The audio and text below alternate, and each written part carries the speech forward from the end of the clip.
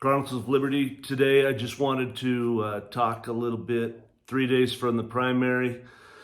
And a couple things I just got to ask. I mean, are there no honest politicians? And I'm not even talking about Stoker. I'm talking about the three legislators that are running in District 28 right now here in Idaho, guys. We've got Dan Garner, Rick Cheatham, and Jim Guthrie that are running, and all of you probably are getting the same flyers I'm getting. I've gotten probably in the last week 5 different organizations that are sending out text messages to citizens. Hey, can we count on your vote? You know, these guys are so conservative, and they're cutting your taxes. They're not spending money, and but the reality is I'm wondering where the heck are all these people getting their money from? Because the amount of ads that they're putting out, the billboards they're putting out, the signage they're putting out, these guys have got a lot of money coming from somewhere. And I'm not alluding to the fact of anybody. I'm just trying to figure out where it's coming from, because the money they're spending is immense. The lies they are spreading is immense. And so as I'm sitting here just thinking about this, I'm going, number one, these three guys, over 35% of the time, voted with Democrats. Guys, Idaho is now blue because of our 3 legislators here in District 28 and 2 or 3 other Republicans, so-called Republicans, that have now turned Idaho blue.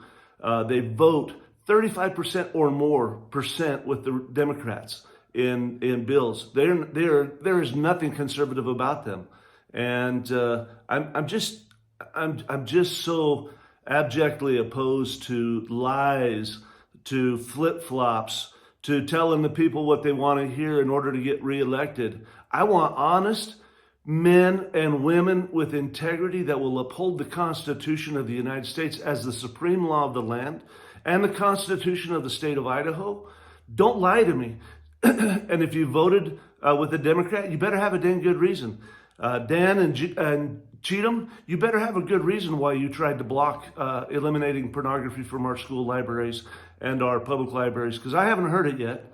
And, you know, of all of them, the Idaho Freedom Foundation gave Cheatham and Dan Garner both 3 Fs on fiscal responsibility, education, and the other one that they rate. But I've got WINAG, I've got Defenders of Idaho, I've got the Fraternal Order of Police that are all sending out all of these text messages on behalf of Rick Cheatham and Dan Garner. And I send a text back to these people. I say, you do realize that they are voting as a Democrat, right? You do realize this. There's nothing conservative about these men. And they'll come back and they'll try to talk me and convince me into it. They'll engage, and it's great, because by the end, on 3 different occasions now, I've had whoever's the one texting it out, Sarah, William, one other guy. Every one of them says, well, I've got to look into this. I might change my own vote. And it's hilarious, because we just have to be informed, people. You can go on Idaho Freedom Foundation. They list every vote, every bill that's been in the House this last session and last session, and it will tell you exactly how the people voted. You can read every bill. I know what is going on. And for Dan Garner, Rick Cheatham, Jim Guthrie, unfortunately, he's unopposed this year. They do not represent me, my values, or anything that I stand for.